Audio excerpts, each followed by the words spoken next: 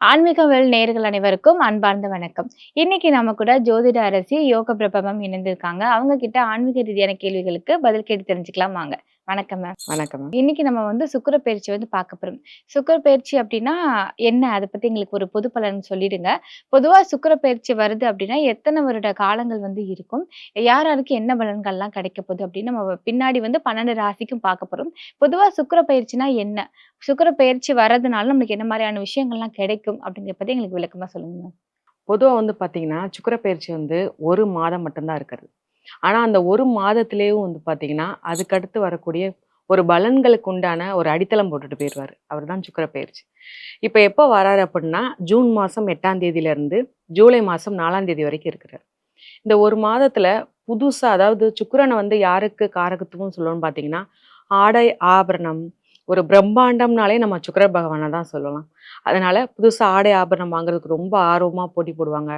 புதுசா ஆஃபீஸ் போறது, புதுசா தொழிற்சாலை, புதுசா வீடு கட்டுறது. மேக்ஸிமம் பார்த்தீங்கன்னா, இந்த 1 மாதத்துல இந்த பார்லர் வச்சிருக்கிறவங்க, அதாவது பெண்கள் சம்மந்தப்பட்ட அனைத்துமே நல்ல ஒரு முன்னேற்றத்துக்கு போகும். ஏன்னா சுக்கிரனுக்கு இன்னொரு காரகத்துவம் பெண்கள சொல்லுவாங்க. ஸோ நறுமணம் சார்ந்த பொருட்கள், இது அனைத்துமே ஒரு வெற்றி ஒரு நார்மலா இருக்கு. இன்னைக்கு தான் கடைய ஓப்பன் பண்ணியிருக்கேன்ப்பா. எனக்கு வருமானம் வருமா இல்லையான்னு கேட்கறதுக்கு இந்த 1 மாதத்துல பார்த்தீங்கன்னா, அடிச்சு அவங்க பிரான்ச்சஸ் போடுற மாரியான ஒரு பெரிய மாற்றத்த குடுப்பாரு. முக்கியமா இந்த கலை, கவிதை இந்த மாரியான துறைகள்ல, நாடகத் துறையில பார்த்தீங்கன்னா, ரொம்ப ஒரு பெரிய மாற்றத்த கொண்டு வருவாரு. இது இது நார்மலா ஒரு வீடு கட்டியிருக்காங்க. அந்த வீட்ல நான் அது ஒரு பெரிய மாற்றம் கொண்டு வரணும். ஒரு அழகா கொண்டு வரணும். அப்படிங்கிற புது புது யோசனைய கொண்டு வரவர் தான் சுக்கிரன் பகவான். இவருடைய பார்வை பார்த்தீங்கன்னா, ஒரு பார்வை தான். அந்த ஒரு பார்வையிலேயும் பலவித மாற்றத்தையும் ஏன்னா ஒவ்வொரு ராசிக்கும் ஒவ்வொரு இடத்தையும் பார்க்குறாரு. அவர் அதே இடத்துல இருந்து ஒவ்வொரு இடத்தையும் பார்க்கும்போது பலன்கள் மாறுபடும். ஸோ அவங்களுக்கு ஒவ்வொரு ராசிக்கும் தேவையான அனைத்து பலன்களையும் அந்த 1 மாதத்துல கொடுக்கிறவர்னா சுக்கிர பகவான் தான். ஓகே. பொதுவா இந்தந்த ராசிக்கு சுக்கிர பயிற்சி வந்தா, இந்தந்த ராசிக்கு கூடுதல் பலன் இருக்கு. அப்படி ஏதாவது பொதுவா சொல்ல முடியுமா? பொதுவா பார்த்தீங்கன்னா, மெயினா சொன்னது பார்த்தீங்கன்னா, இப்ப புனர்பூசம் 3ல இருக்கிற ஆ சுக்கிரன் பகவான் மிதுன ராசியில இருக்காரு. அவர் புனர்பூசம் 4ஆம் பாதமான கடக ராசிக்கு வராரு. பொதுவாகவேவும் ஒரு புதிய முயற்சி எல்லாமே வெற்றியை கொடுக்க போறாரு. ஒரு பிரம்மாண்டமான வெற்றி. அதுவும் பெண்களுக்கு உண்டான மாதம் சொல்லி இத சொல்லலாம். ஏன்னா, இதே இது ஆண்களுக்கு இல்லையா அப்படின்னு கேட்டா, பெண்கள் சம்மந்தப்பட்ட ஒரு தொழில் பண்றவங்க, அதாவது ஒரு ஒரு துணி கடையா இருக்கட்டும், ஒரு நகை கடையா இருக்கட்டும், இந்த மாதிரியான பெண்கள் சம்மந்தப்பட்ட ஒரு தொழில் பண்றவங்களும் ஒரு மேன்மை அடையறதுக்கு உண்டான ஒரு பொதுவான ஒரு முன்னேற்றத்த குடுக்குறது தான் சுக்கிரன் பயிற்சி. அதாவது இந்த சுக்கிர பயிற்சியில பார்த்தீங்கன்னா, ரொம்ப முக்கியமான ஒரு விஷயமா, அதே கடகத்துல குரு பகவான். அது ஒரு ஒரு சுபகுருன்னு சொல்லுவாங்க. இயற்கை சுபராவே இருக்கிறவர் தான் குரு பகவான். அது மட்டும் இல்லாம குரு பெயர்ச்சி வேற இந்த ஜூன் 2ஆம் தேதி பிறக்குது. அப்படிப்பட்ட குரு பகவானோட தான் சுக்கிரன் பகவான் இணைஞ்சிருக்காரு. ஏற்கனவே ஒரு பெரிய பாசிட்டிவான ஒருத்தர் தான் குரு. அப்படிப்பட்ட ஒருத்தரோட சுக்கிரன் பகவான் இணையும்போது, ஒரு பெரிய மாற்றம் என்ன சொல்றா ஒரு மன நிம்மதி கிடைக்க போகுது. ஒரு நார்மலா இருக்கிற ஒரு பெர்சன் என்ன பண்ணுவாங்கன்னா, ஒரு சிலர் அழகுபடுத்திக்கவே மாட்டாங்க. என்ன அழகுபடுத்த ஒரு முக்கியமான ஒரு இடத்துக்கு போனாலும் பரவால்ல. ரொம்ப சிம்பிளா இருக்க விரும்புவாங்க. ஆனா, அவங்கள பத்தி பின்னாடி நெறைய வார்த்தைகள் பேசி ரொம்ப காயப்பட்டுருப்பாங்க. ஆனாலும் என்ன, இல்ல வேணாம் பரவால்ல அவங்க சொன்னாலும் என்ன அப்படின்னு சொல்லி எந்த ஒரு மாற்றமே யோசிக்க மாட்டாங்க. ஆனா, அவங்க சார்ந்தவங்க ஃபீல் பண்ணுவாங்க. இப்ப என்ன ஆகும் அப்படின்னா, அந்த ஒவ்வொரு ராசிய பொறுத்தளவு அவங்களுக்கே அந்த மாற்றம் கொண்டு வரணும்னு நெனைப்பாங்க. அவங்கள அவங்களே அழகுபடுத்திக்கிறணும். அதன் மூலமா அவங்களுக்கு கான்ஃபிடன்ஸ் அதிகமா இருக்கும். ஸோ இந்த டைம்லலாம் நம்மள அழகுபடுத்தக்கூடாது, வேண்டாம். ஏன்னா மேக்ஸிமம் பார்த்தீங்கன்னா, ரொம்ப ஒரு அழகு சாதன பொருட்கள் மேல விருப்பம் இருக்கிறவங்க, ரொம்ப அதுக்கு முக்கியத்துவம் குடுக்குறவங்க ரொம்பவே கான்ஃபிடன்ஸா இருப்பாங்க.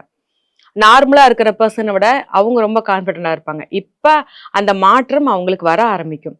தன்னைத்தானே அழகுபடுத்திக்கிறது, தன்னைத்தானே ஒரு நம்பிக்கைக்கு, ஒரு பெண்கள் சார்ந்த விஷயத்துல ஒரு வெற்றி, தைரியம் கிடைக்கக்கூடிய மாற்றமா, அதுவும் குருவோட சேர்ந்து இருக்கிறதுனால, பெண்களுக்கு ரொம்ப சப்போர்ட்டா இருக்கும் இந்த பெயர்ச்சி. கும்பராசி நேயர்களுக்கு இந்த சுக்கிர பயிற்சி என்ன மாதிரியான பலன்கள்லாம் குடுக்க போது?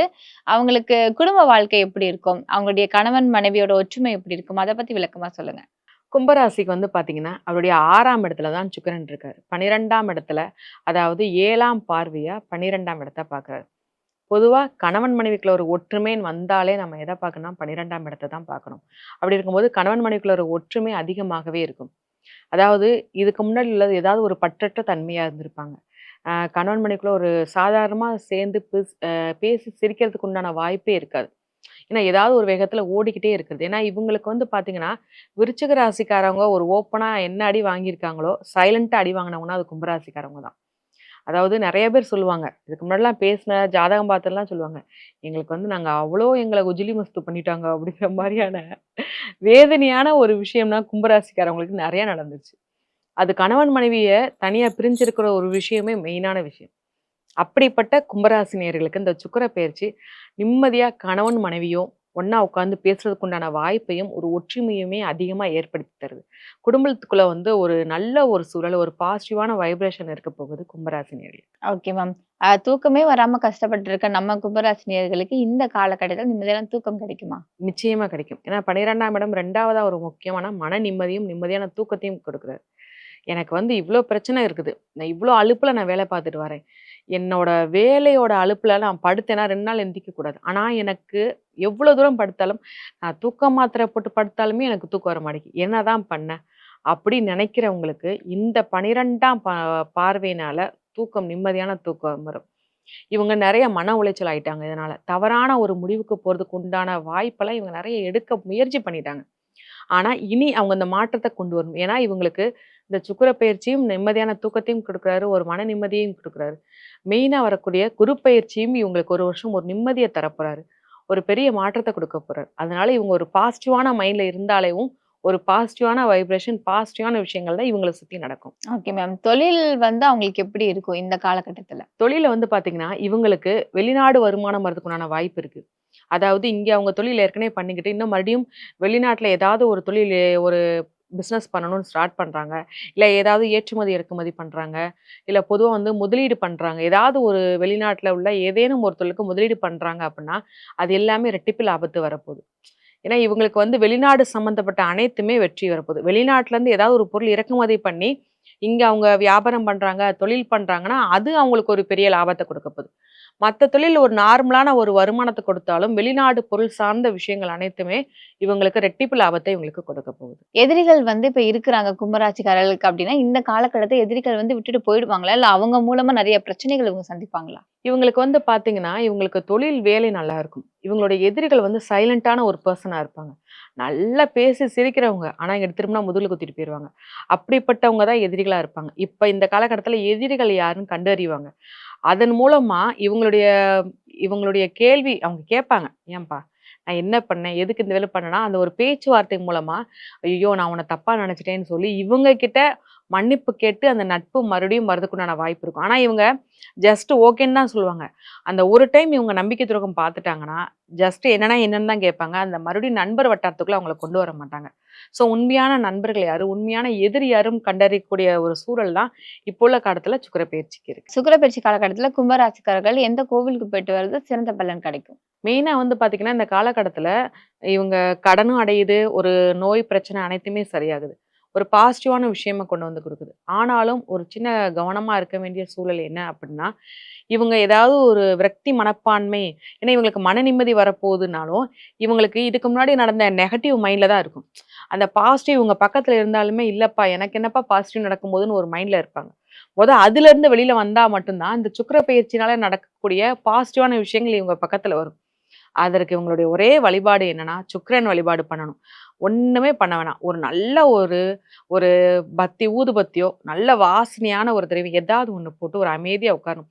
சுக்கிரனோட ஸ்லோகம் ஏதாவது ஒரு சுக்கிரன் பாட்டு, ஒரு கடவுள் பாட்டு, என்ன பாட்டுனாலும் சரி, போட்டு அவங்க பாட்டுக்கு அமைதியா ஒரு 10 நிமிஷம் உட்கார்ந்தா போதும். இவங்க கோவிலுக்கு போய் வழிபாடு பண்றாங்க. கோவில்ல போய் சாமிய பார்த்து இவங்க கும்பிடவே வேணாம். ஒரு 5 நிமிஷம், 10 நிமிஷம் போய் உட்கார்ந்தாலே போதும். அந்த பாசிட்டிவான ஒரு மைண்ட் இவங்களுக்கு வர ஆரம்பிச்சிரும். இவங்கள சுத்தியே பாசிட்டிவான விஷயம் இருக்குது அப்படிங்கிற ஒரு மைண்ட் தோண ஆரம்பிச்சுரும். அதுக்கப்புறம் தான் அவங்களுக்கு உண்டான பலன் இவங்களுக்கே தெரிய ஆரம்பிக்கும். அதற்கு உண்டான அனைத்து நற்பலன்களுமே இவங்க அடைஞ்சிருவாங்க. Okay ma'am.